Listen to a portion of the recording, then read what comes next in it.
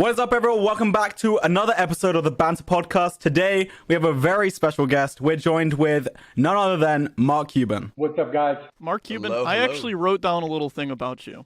And this is actually from me. This is from my brain, okay? Okay. It's a little about me, and tell me when I'm wrong, okay? All Mark right. Cuban, born July 31st, 1958, is an American billionaire entrepreneur, television personality, and media proprietor whose net worth is an estimated... I'm reading off your Wikipedia. I'm sorry. It wasn't actually... Well, first of all, it's wrong. It's 1988. It's not 50. Oh, wow. Wait, really? Wait, yeah, that doesn't make sense. Why would you be 58? Yeah, that makes no sense.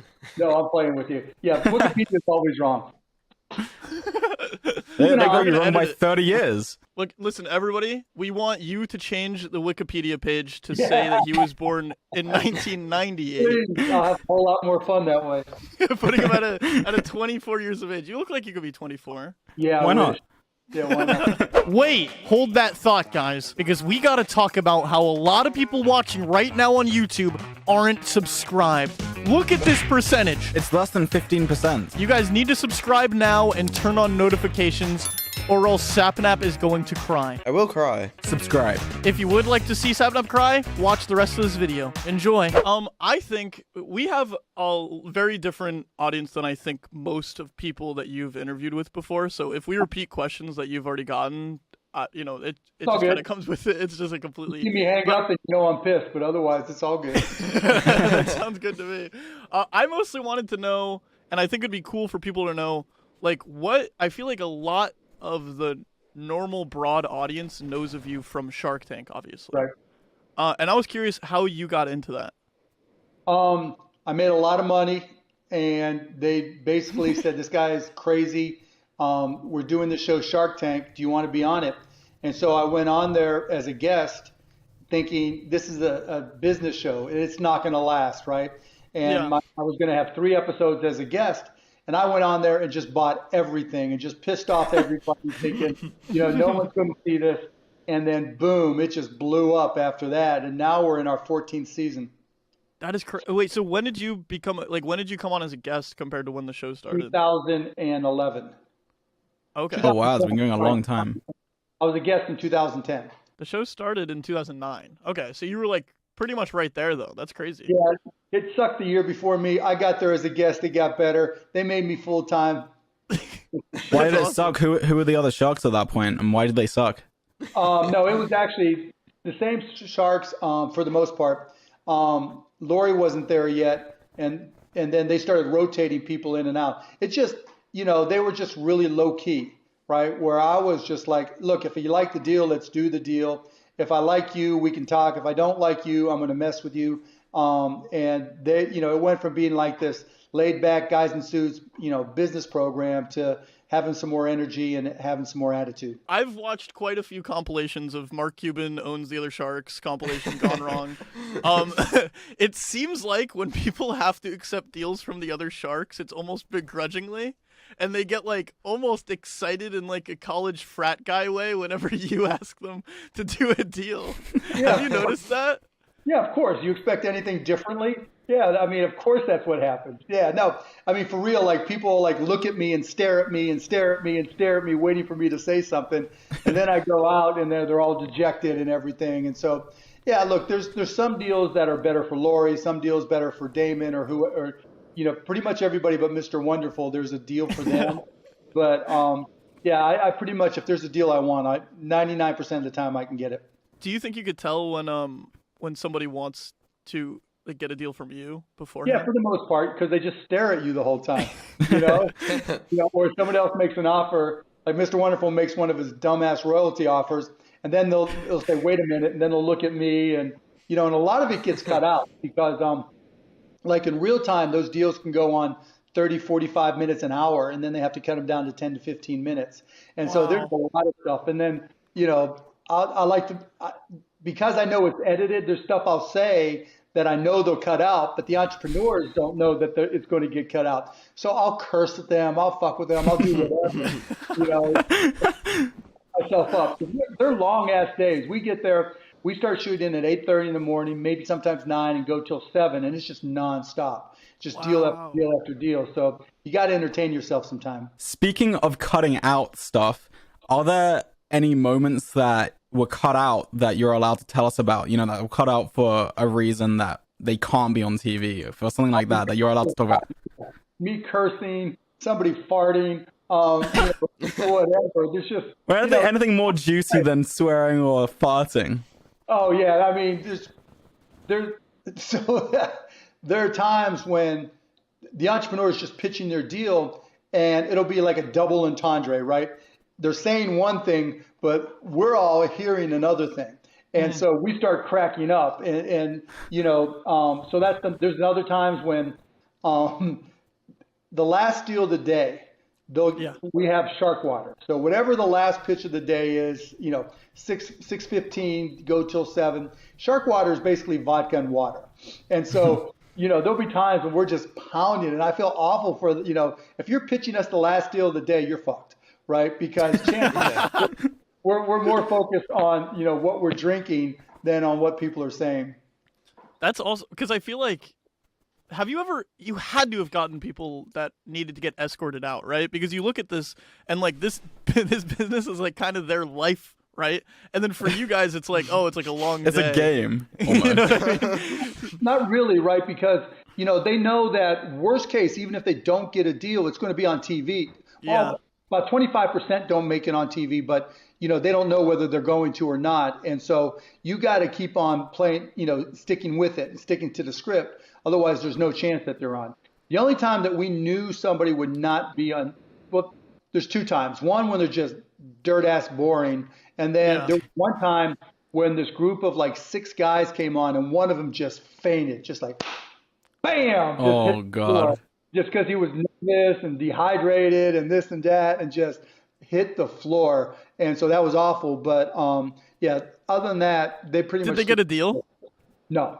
Oh, You no. fainted and you wake up and they're like, everybody said no deal. They wake up and they've already been carried off because they don't want you wasting their time. The guy's trying, it's just like he got knocked down in a heavyweight fight, and he's stumbling and trying to get up. And we have doctors and everything on the set. And so, just in case something like that happens, and even a psychiatrist in case something like that happens. So they had to put him through a whole protocol to make sure he was okay. Wow, that is bonkers. Has anyone just shown up on the set and just thrown up or anything like that because they're so nervous? No, not that bad. Because, what they make him do before you walk onto the carpet to do your pitch, the producers will make you practice in front of them 100 times. Now there'll be times when there's like, they have their script and their pitch and they forget it. But the producer that found them and put them on the show typically knows the script. So you'll hear them from back in the wings, right? Yeah, whatever their line is supposed to be. And so we'll let them start all over because everybody's nervous. I don't care what they say. You've got to be nervous when you walk out there and you're on national television. You're trying to get a deal, and the 5 of us are just going to be messing with you and peppering you with questions. You don't know what to expect. So being nervous is okay. And, people screw up their pitch and they'll get a chance to start all over. What would you say your best or worst even investments are from the show? I mean, I've had a lot of really good ones. I had one, what the hell is it? Cycloramic, which was a computer vision company that got sold to Carvana. I had another one now, a bunch of them right now that are crushing it. I have one called Mush, which is this cold oatmeal product that's just healthy, tastes great. They're up to $50 million in sales. Dude wipes. If you guys haven't tried Dude wipes, you got to. I have a Dude wipe in my bathroom right now. Yeah, that's what's up right there. Everybody needs Dude wipes, and they're crushing it too. They're 40-50 million in sales. I got a vegan vegan corned beef deal called Unreal Deli. They're just exploding. So there's a lot of really good deals that have turned out well. And then there's, out of I don't even know how many deals I've done, 200 plus. There's some that just were awful. Really? Oh yeah, but I mean, I don't want to throw them under the bus, but like I'll give you one example without naming them. Sure. It was early one of my first deals I did, and so this product was going to be really sellable, right? People were going to see it on air, and they were going to buy a ton of it. And so it was a product that had to be shipped cold shipped because otherwise it would melt. And so we had it set up so that it'd be $29 for the product. Her cost was 14, plus she would charge for shipping.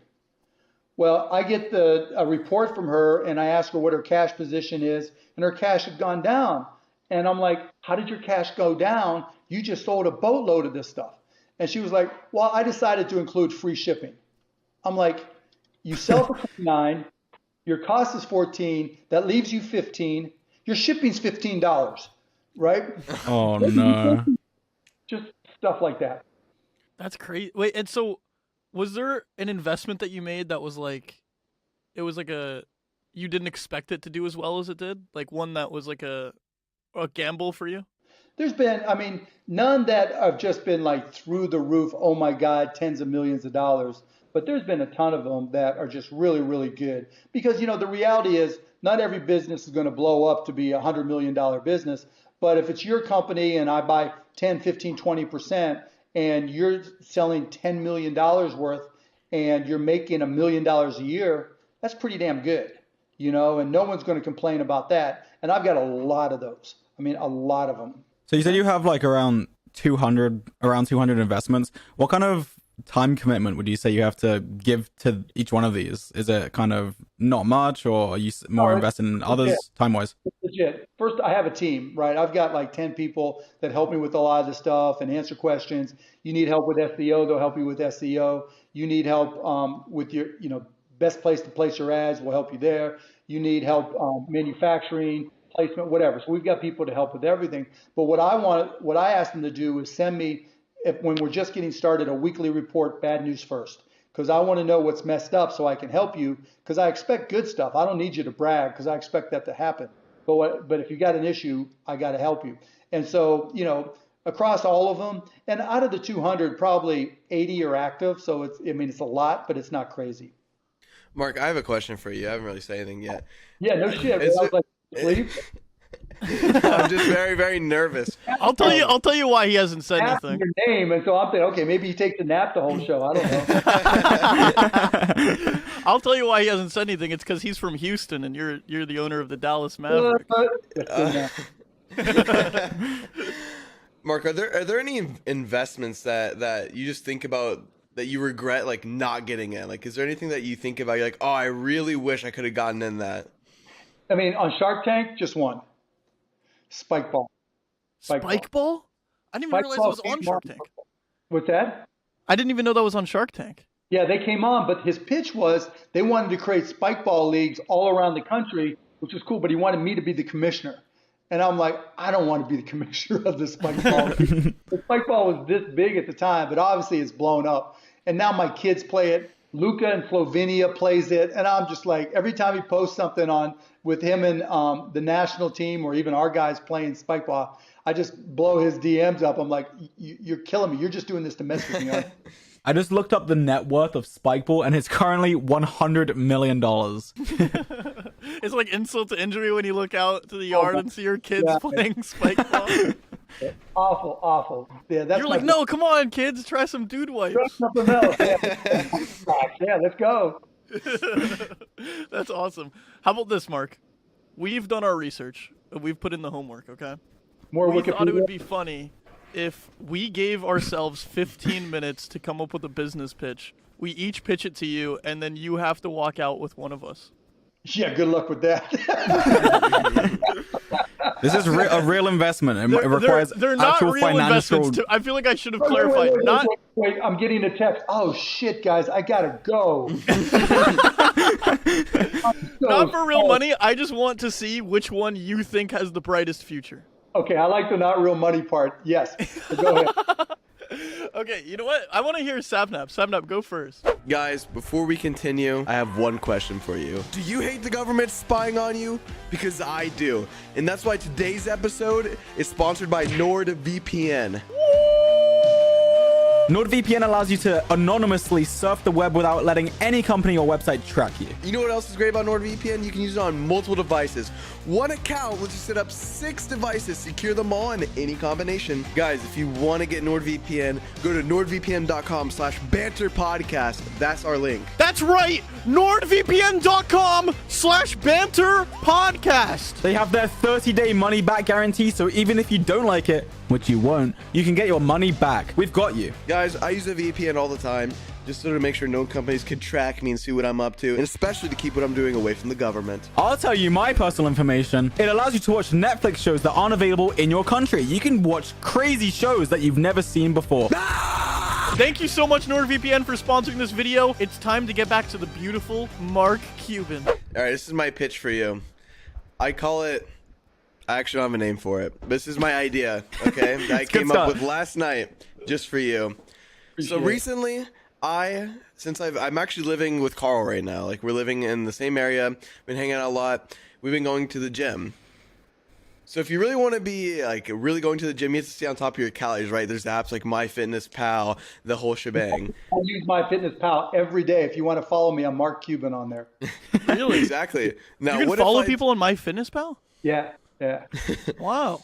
You can really keep your friends in check. More followers than anybody on MyFitnessPal. I love it.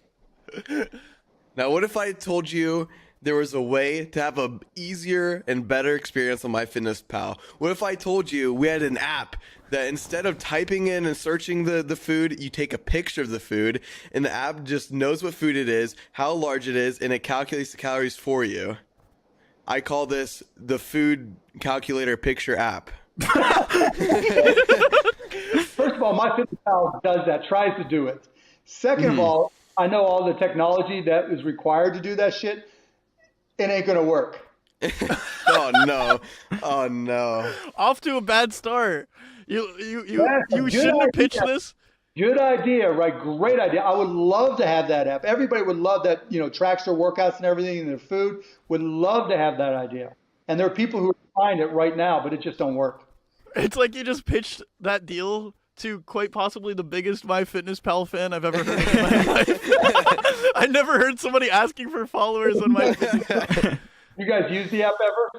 I have, my brother uses it for me. Like, he keeps track of my stuff. So you know how it tracks how many days in a row that I'm like at 3,000. I mean, it's just like, no, I don't know, it's not, but it's like in the thousands, like 6 years. Big time user. Also, I just like to say we need to keep kind of an open mind with this. I know you might think it's not possible, but my idea, you're gonna have an open mind and believe it may be possible. Okay. It's that bad, huh? Well, you can't just throw it out and say, this isn't happening. There's no way. Just imagine we're 100 years in the future. Okay.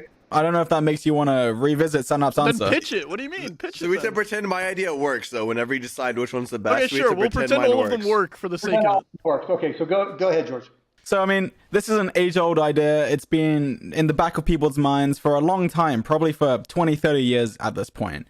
And I would just like to let you know, me and my team, we've been working hard on this, and we have made great strides in this space. And I'm sure you're going to be very excited to hear that we have successfully created Smell-O-Vision. Let's go. Smell-O-Vision. Here we are. We're bringing smell to the big screen. I have a little script here that I wrote. It says, ever wanted to know how the kitchen smells during your favorite cooking show? Or simply want to experience the tangy stench of Shrek's swamp? All is possible with Smell-O-Vision. TM. With our patented Smell-O-Vision technology, we funnel smell particles down fiber cables and vaporize them on contact with air once it leaves the user's device, effortlessly spreading bold and powerful smells across rooms up to 500 square feet. Where did you copy and paste that from? No way My you brain. wrote that. From my Why brain. specifically 500 square feet? Smell-O-Vision. Back in the day, there was somebody who tried it, but not to vaporize it and put it over fiber into your house. Like literally in theaters, they would set it up so that they would pipe in smells. So I never. But Well, anyway, let's hypothetically say this works. What do you think? if it works, it's a great idea. That's all. I mean, that's all it takes. Though. Not as good as mine. Would you let if Shark Tank next season introduced Smell-O-Vision recording, would you allow that? You wouldn't be able to cut out the farts. Yeah, for sure I would allow it. Yeah, why not? Absolutely. So further to my pitch, I would like to just request a small donation to the fund of, I don't know, $300,000 for. what We'll give you sake? 10%. 10%. I like will that. make a donation to my fund. And also, I'll tell you, just to increase the likelihood of this. We have a deal, right? When you're ready to release this 100 years in the future, I'm in. Oh wow, that's big. That's I know you're pretty in, good. but just to even further this, it's not even a one-time purchase. You don't have to buy refills. It's repeat business. No, right? Is that how that works? And you have like a stronger smell, with a little bit more garlic, a little bit more of this, a little bit more of that. Exactly. Why not? Wow. Exactly. Perfect. Because you slam dunked on Sapnap. Like No, he's I just- don't think he did. No, he's out. I'm in. At the moment, I'm winning right now. I told Sap I love the idea, it just don't work. But see, he didn't say 100 years in the future. I didn't know we were allowed to cheat. Sap said 100 years in the future. I'd go with Sap Steel first. Wow. Okay. So I I'm in see the how. lead because So Sapnap's in the lead. We're assuming they all work. Okay, I'll tell you this. But realistic, smell-o-vision is going to be imperative. Everyone's going to need it. Not everyone needs the health app. No one's gonna want smell-o-vision. Here's the thing, George, right? Smell-o-vision, when smell-o-vision, everybody has it, right? That means you're going to have all these food smells and other smells coming in. And what's going to happen? You're going to get hungry. And when you get hungry, you're going to be afraid you ate too much. And what's the one way to know that you didn't eat too much? Look, Oh they go my God. hand in hand, okay? No, we're Look, not you partnering buy with both you. of them. You buy both of them and you merge them and you sell them as a combined package. Are you guys combining your businesses Sap right could now?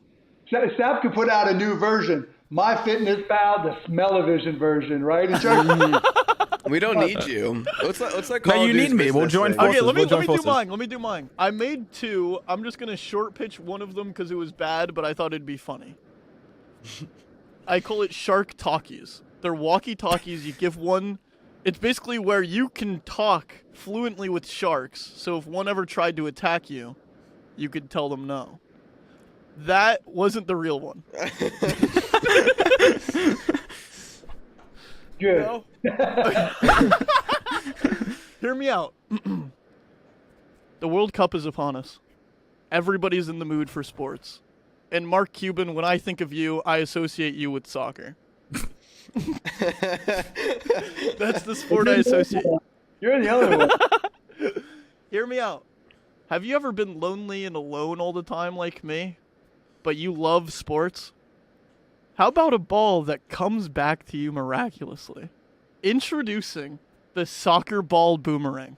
Okay? Develop and produce a soccer ball that always ends up coming back to you, never having to chase a ball again. I'm looking for nothing. I just want to say, I've seen a product like that. You just put it on a string. You know, or a little rubber band type thingy. And it comes Yeah. Hear me out. You're gonna love this part. I'm looking for $700,000 for 5% equity. But here's why. Because I'm looking to expand past soccer into baseballs, hockey pucks, and even basketballs. You never played sports, did you? I played soccer. I'm a soccer guy. Okay, Maybe well, not bad. I'm just trying to mess with you, right? Because George is right, because they've got those little return things, right? You kick it into the net and it brings it back, and then like basketball. There's even some basketballs in the past The that hoop things that It curl. shoots it back to you. Yeah. And you have the big net around the other net. But I'm talking if you hit a baseball and it launches out of the park, it's coming back to you. It's kind of Okay. dangerous. See what I mean? Oh shit! Here it comes. Yeah. But what if it here's hits someone the on thing that way you need to know. back, or- Here's the thing you need to know. You're gonna get a lawsuit. It's gonna mess up, fly in the wrong direction, go through someone's window. This is where I get you, okay, Mark?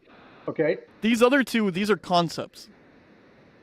I put the soccer ball boomerang for sale 11 minutes ago.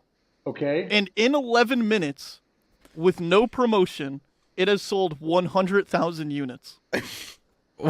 What? Good. Do we have a deal? Oh, so we're lying now. Carl, you sold 100,000 units. You don't need me. Congratulations. Dang it! You don't want to get in on the action? I'm Yeah. looking to make you my commissioner. Yeah, right. Talk with the spike.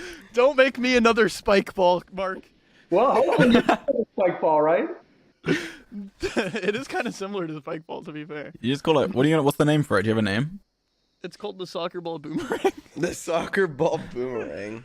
No. And then you're gonna have soccer ball boomerang basketball edition.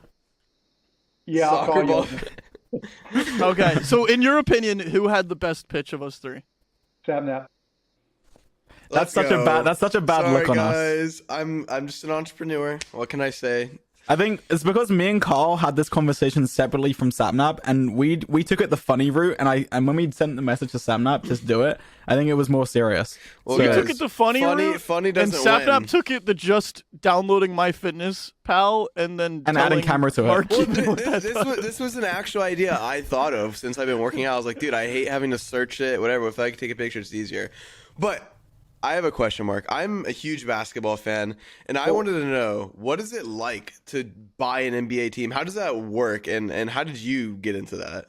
So I was a season ticket holder of the Mavs, and I just sold a company for a lot of money. And the Mavs sucked. And so everybody would come up to me and say, why don't you buy the Mavs? Because they would see me at all the games. And I mean, I still play pickup. I'm a basketball junkie. I go out back and get shots up. I mean, I'm a ball is life type guy. And I got a hold of the former owner, and he was like, well, make me an offer. And I was like, okay, here you go, $285 million, which was the most ever paid for a basketball team. And he was like, yes.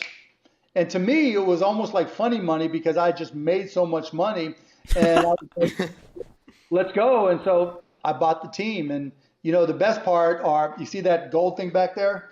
Yeah. Yeah, shiny. Larry O'Brien is cool. But the other cool parts are like, guy hits a game-winning shot. You see all the players run and you know, dogpile him.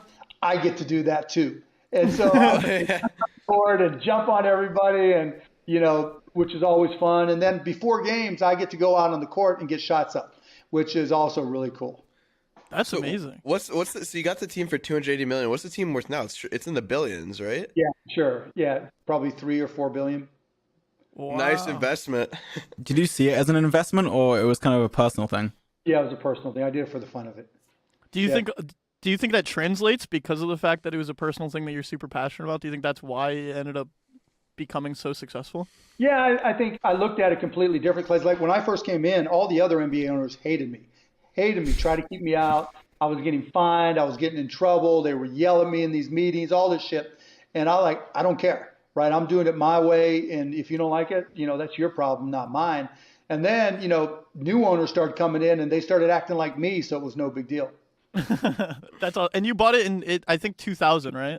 Right. 2000. How did you come up with the 285 million? Did you have to think a long time, or you was like 285? That works. Yeah, basically. It was just Really? It was just, you just randomly just like 285. a little bit higher than the last deal. And so I figured he's not going to say no. There's such a bad team. He's not going to say no to a number that's bigger than the biggest deal. So you made the biggest deal to a team that was historically doing terribly? No, it was the biggest NBA deal ever, period, end of story. Wow. I'm not, if you can't tell, I'm English. We don't have much basketball over here. What I know about football teams or soccer is when someone rich buys a team, they just buy a bunch of players and make it good. Is that how it works in basketball, or That's a little bit how different. did he make the team good? Is it good? I don't know. And They're good right these now. guys have transfer fees, right? And you could buy a guy. There's no real rules. Whoever, you know, if you can convince them, you can do it. But in the NBA, there's all kinds of rules, the collective bargaining agreement. So there's all kinds of limits on how you can do deals. But I'm a big rugby guy, and actually, I'm going to my rugby old boys game this afternoon. So when I'm done here, I'm heading to Bloomington, Indiana, to get pummeled at a rugby old boys game. Obviously, it's cool if you don't want to say, but what was the business that did so well that allotted you to just be able to buy the Mavericks? You know what streaming is? Yeah. We started streaming. It was a company Wow. called AudioNet. We were the very first streaming company. As in music streaming? Well, back then we would stream radio stations. We would stream, you know, we called our CD jukebox, where we would get artists to give us CDs and we would stream them. We streamed sporting events, everything and anything. We didn't care. If we could turn it into audio, we were going to stream it. And so we were the very first to do it. and make a business out of it. There had been academics and stuff like that who had done some things. And then that was even before live streaming was around. And then we just grew it and grew it and grew it. And we were YouTube 6 years before, 10 years before YouTube even was invented. And then we sold it to Yahoo, and then the internet bubble kind of just burst, and Yahoo kind of fucked it up. But all the streaming that Yahoo did, that was all the stuff that they got from us. So there's an alternate dimension where Yahoo owns the Mavericks instead. No, because I got my money, right? That's all that mattered. And so I was. There's an alternate universe where Yahoo is Google. Yeah, because it seems like they messed up. Big time. Yeah, Yahoo was Google before Google, and Yahoo had a chance to buy Google and said no. And Yahoo owned all these patents, and they basically just gave them to Google and just let Google just dominate everything. And they were good, but I think it was Yahoo. It might have been another company, but I remember seeing a video of all the deals that Yahoo messed up on. It's like someone offered to buy them, I think, for a massive amount, and then 10 years later they deny it, and then 10 years later they accept it for the smallest amount. Exactly. Microsoft offered to buy them out for, I don't know how many billions, 30, 40 billion dollars. And they ended up getting sold for like 300 million a few years ago. Right. Oh man. They were good guys, but they were too nice. And it's not that, to be good at business, you have to be a dick or anything. You can be nice, but they always had to do everything as a group, right? Everybody had to decide, and that's hard in business. These two guys are asking all about the investments, but I'm a huge NBA fan, so I wanted to know, how hands-on are you on the team? Like, I know you have a GM, and then that guy, he's supposed to do the trades and draft the players, but how hands are you in those type of decisions? Very hands-on because of all the money that's involved. You can't just say, all right, give this guy $35 million a year, just tell me when it's done, right? Yeah. And you've got to look at all the economics, and you've got to manage it. You got to manage it for the short term and the long term. Like Luka's a no-brainer. You give him whatever he wants. Yeah, whatever he asks for, you sign the check. Yeah, of course. But how do you build a team around Luka, and what are all the pieces, and who can you get, and there's all these rules you have to follow, and so the owner has to be involved just to deal with the economics of it all. That makes sense. Has there been times where you've disagreed with higher ups at the NBA team? Oh, yeah, sure. Many times. Sometimes I've been right. Sometimes I've been wrong, That's awesome. Work. I love that. What was the most surreal moment since you've owned the NBA team? Because I'm assuming, you said you were a season ticket owner. Have you been a lifelong Mavs fan? Yeah, well, since I came to Dallas, yeah. Cool. And so, yeah, the most surreal moment was in 2011 when there was 30 seconds left in our closeout game against the Heat, and I realized we were going to win the championship. And people don't realize, when you're just a fan, watching a game is just fun. And if you lose, it's okay, we lost, there'll be another game. But when you're the owner, it's so stressful. So stressful because you said, how involved are you? Every decision you made that happened, during the season, during the off season, that's all a culmination during the season, and you can't do anything about it. And so when we got to that point where, oh my goodness, we're going to win the world championship and I'm going to get that trophy, I just started screaming, right? There's a picture of me howling and them holding me back because the stress for me is insane. It's just so much stress. It's this past year, we were down 2-0 against Phoenix, and, we're in Phoenix, and I hear this chant going on, but I couldn't make it out from where I was sitting. So I go to one of our guys, what are they chanting? And they're like, Suns in 4, Suns in 4, Suns in 4. We go back, win 2 games in Dallas, come back, lose, win. Then we have to go over game 7 in Phoenix, and we just blow them out. And so it's just all those moments during the playoffs and the championship run, or in this case, making it to the conference finals, just so stressful. So the great moments are when you get to release all that stress. Yeah, I remember watching that series with Dallas and the Heat when I was I forget 10 or something, and I remember just being so happy. I was just because even though I'm from Houston, there's that Houston-Dallas rivalry. I just did not want the Heat to win. They had LeBron, Chris Bosh, Dwayne Wade. I was please just win, and then Dirk. Dirk just pulled it off. I mean, you guys won that. No, that was amazing. Yeah, Dirk carried us. We had J. Kidd, Jet. I mean, we had a lot of great players. but Dirk carried us. And yeah, I remember after we won, I would go places and people would just stand up and clap. That's In awesome. Dallas, like I'd be in New York, I'd be, getting off a plane. People are like, Dude, that sounds like if you wrote that into a script, somebody would take it out because they'd say that sounds too unrealistic. it's true. Like I would be like, oh shit, I guess I'm not paying for dinner tonight.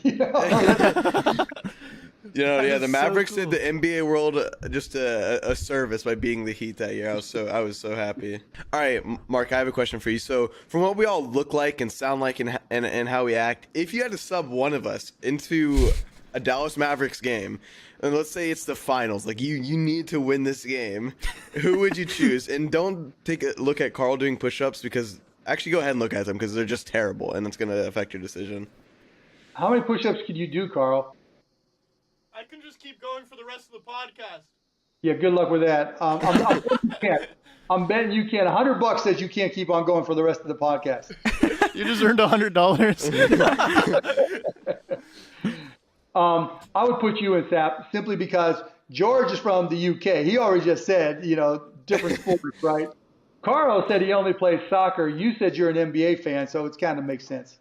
Yeah, I love basketball. Good choice. Do you not want to hear how tall we are, anything like that? No. Keep in mind, Sabnap's the shortest out of us three. To be clear, it wouldn't matter. I could take both of these guys on in one basketball game and destroy them by myself. I bet you could. And I want you to know, Mark, that was probably the best decision you've made. Clock is, right twice a day. I have probably held a basketball in my life about 15 times. Probably held 15 basketballs in my life, I think. and half of them were because of me forcing him to play basketball with me. That's probably true. That's funny. This is a bit of a pivot, okay? I saw a bunch of articles quoting you in saying that a terrible business decision would be to buy metaverse land. And you said, and I quote, "Metaverse land buyers are dumb." For people that don't know, the metaverse land is kind of like, what would you explain it as, Mark, I guess? Have you ever been to Decentraland or know what Decentraland is? It's just like buying all these little metaverses on Web3, right? The whole part of crypto stuff is they try to create these universes, or they call them metaverse, where a lot of people can come in, have avatars to represent themselves and be anybody or anything they want to be.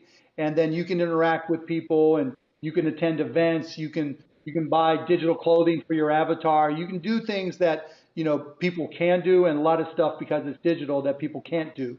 And a lot of people feel more comfortable in that environment because you don't have to be yourself. You can be anything you wish you were. And that's all well and good, right? I got no problem with that. And, the problem is a lot of these metaverses to make money are they create a map of their metaverse and they make it like a real world map with real estate. And so they're selling real estate in those. So there's an Empire State Building, there's an American Airlines Center where the Mavs play. There's a Toyota Center where the Rockets play. And they sell those plots of land, for people to sell advertising on, with the idea that, okay, if you buy a little piece of land next to the American Airlines Center, or you even buy the land of the American Airlines Center, because of that, more and more people, more and more of the avatars are going to show up there, and advertisers will want to be seen, and you can sell them advertising. What they don't tell you is anybody can create a metaverse and do the exact same thing. And there's no standards to connect them all together. And then they try to compare it to the internet. Well, everybody, created a website, but when the internet started happening back, in the early days when I told you we started streaming, there were standards, right? There was, when you had, if you had a website name, a URL, there was only one of those, right? Maybe there was a .net, a .org, but there was only one markcuban.com. And with this, there can be an unlimited number of metaverses where you have the same real estate replicated place after place after place. And it's just too easy and too cheap to recreate those things. So I pissed off a lot of people who spent a lot of money when I said that those are just dumbass investments. Okay. What was the biggest? Because I feel like that was a lot of backlash, or maybe there was a lot of people agreeing with you, a lot of people disagreeing, but it definitely started. Yeah, I don't care. What was the biggest like form of backlash that you think you've received that you feel like throughout your career, just out of Oh, I curiosity? mean, there's just so much. I mean, I don't mind pissing people off. And so there's just so many times, if you're going to take a stand, if you're going to try to do things different, if you're going to try to disrupt things, people are going to get pissed off. Like we've got a company now, costplusdrugs.com, and we're just disrupting the pharmaceutical industry. We're selling drugs at our cost plus 15%, and we'll show you our price, we'll show you the markup, then it's $3 handling fee, $5 for shipping, and that's it. And so we're saving people, like if you go on Twitter and search for Cost Plus Drugs, you're going to see we're saving people hundreds, thousands, of dollars a week or a month or a year on their drugs, and that pisses off a lot of people in the pharmaceutical industry. They're not That happy. is a big thing that is going on. I can't even believe that we just glanced over this. You doing that is like a really big shift for the world, right? Is that not? It's just the United States, yeah, because all the medications are priced differently in different countries. But in the United States, it's just a mess. Just a mess. I mean, it is going to like a lot of what happens in the United States affects the rest of the world in general too, Yeah, right? So that's true. And so, if we can, it's so fucked up in the US sometimes. Like people have to make a choice between their rent, food for their kids, and paying for their medication, and they have to ration their medication. And so I was like, I connected with the guy, Dr. Oshmayansky, Alex, and we were like, look, there's got to be a way by being transparent, we can make people trust us and feel confident and sell at a much better price. And we launched January 19th of 2022. And I mean, now I don't even know how big we are because we're adding 5,000 to 10,000 customers every single day. And it's just been insane, and it's pissed off a lot of people. But that's like what I like to do. Like back in the day when we started streaming, I remember I'd go places and they'd be like, "You fucking moron! Why would I go through all this hassle?" Because back then there were, laptops were huge. There was no iPhone or anything like it. That was 10 years away, at least. And they're like, "Dude, I'll just turn on the TV. I'm not going to go through all this hassle to stream. Dude, I have a radio. It's in my car.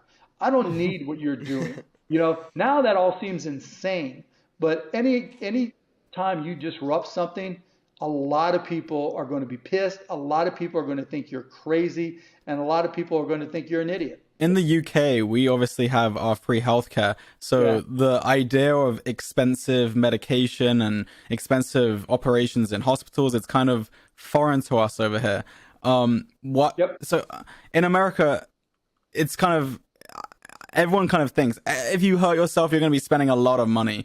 Why is it like that? And I don't know. I don't know if you're the right person to ask this. Yeah, but you're obviously trying to lower the costs of medication, which is a first step forward. Do you think you can also take that towards hospital? That's the hope at some point. Once we, if we continue to do well with this, hopefully we can extend it into other things. But like in the UK, they're not against socialized medicine where everybody shares everything, right? Pay a little bit more in taxes. Everybody gets sick at some point, or somebody in your family gets sick at some point.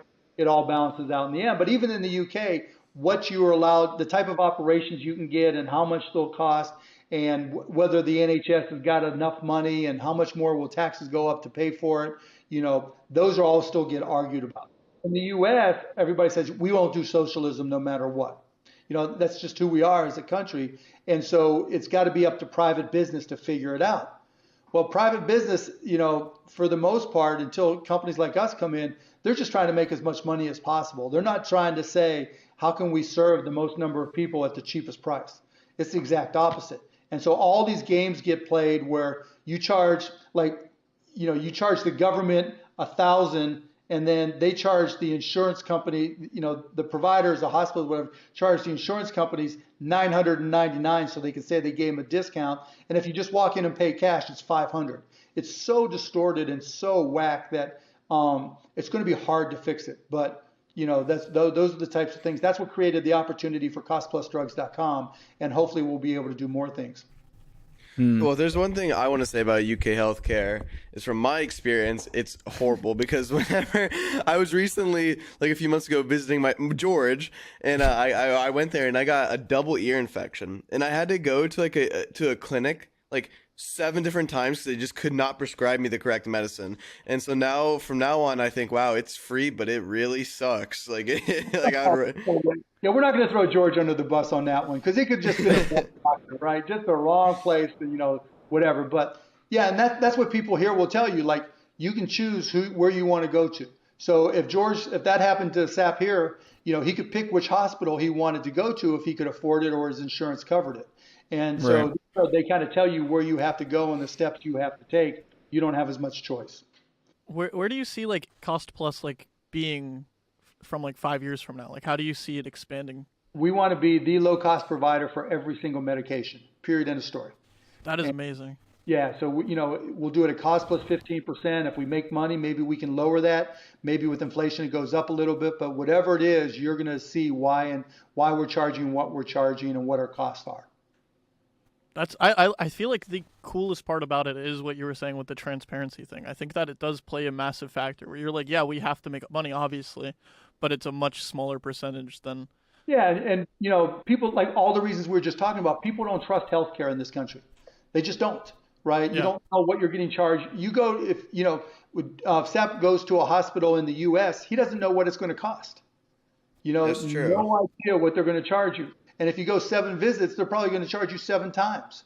And because of all that uncertainty, that scares people. So we're trying to, through transparency, to bring some certainty to what we do. What would you say, just off the top of your head, if you have one, what is the largest discrepancy between a medicine that's provided on your website compared to everywhere else? Like there's a chemotherapy medicine called Gleevec. And there's a generic, and Gleevec costs like $35,000. And I think, if I remember right, we have it right on our homepage at costplusdrugs.com if you want to check. And then there's a generic version which can cost anywhere, if you get a discount coupon, it could be $130 to $140 or even to $400 depending on where you have the coupon. And with us, depending on the version, the strength, and anywhere, it could be $24 or $25 or $34. Wow. I mean, you're talking thousands and thousands of dollars. And what happens is, like, you're sick, right? You get a prescription of antibiotics because you had this infection and you don't know what the right price is, and your ears hurt, right? You just want to get rid of this infection and you're not shopping or doing this or that. You're just like, give me the prescription, send it to the closest pharmacy, let me get this shit, right? And as a result, they know that the pharmacies and these things called pharmacy benefit managers know that's an issue, an opportunity for them. And so they just set the price. It could be $900 and worse. There's literally been drugs where that someone's been charged $900 and we charge $16, or someone gets charged $30 and we charge 18 cents. So like, you guys don't have this issue, but guys get older and they want generic Cialis, generic Viagra, and it might cost $20 for the regular, $3 to $5 for a pill for the generic, and we sell it. You can buy 90 of them for $8.40. I mean, it's just people don't pay attention to pricing, and the industry knows that, and so we're getting the word out that if you have to take medications, go to costplusdrugs.com. We might not have all of them yet, but we're getting there, and it could be for your parents, it could be for your grandparents, your aunt, your uncle, whatever it may be. You always want to check. And even if you have insurance, if you've got a copay at all, chances are we're cheaper than your copay. I feel like that's so cool because I feel like when people are like sick, like you were talking about like chemotherapy treatments, I've definitely like my grandma just recently had cancer, and I feel like that's such a stressful time in people's lives. And then on top of that, the cost of it all is like it feels like almost ridiculous, like just so over the top. So that is a really cool thing. It's insane, but some companies will charge as much as they can get, and we'll charge as little as we can afford. And so have your grandmother, have her doctor, whoever, your parents, check costplusdrugs.com, and maybe one of our drugs we offer it. All right. Well, I think that's pretty much all we have for you today, Mark. I just wanted to say thank you so much for coming on. And if there's anything you want to shout out, any of your new businesses. Yeah, I mean, if you want to check out any of my Shark Tank businesses, more about Cost Plus Drugs, obviously go to costplusdrugs.com, but all my businesses are listed at markcuban.com. And so you can check out all of them, the good, the bad, and the ugly. Including dude wipes. Including my guys. Woo! Thank you so much, Mark. Thank I you. really appreciate it, dude. Fun, guys. I really appreciate it. Carl, get back to doing push-ups. Yeah. Sounds good.